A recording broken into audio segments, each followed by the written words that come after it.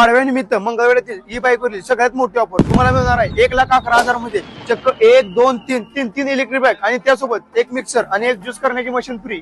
तर होय मित्रांनो, आपल्या मंगळवेढ्यातील शेतकरी ई मोटर्स घेऊन आलोय पाडव्यानिमित्त खतरनाक ऑफर। आणि या ऑफर मध्ये मिळणार आहे तुम्हाला 1,11,000 मध्ये तीन इलेक्ट्रिक बाईक।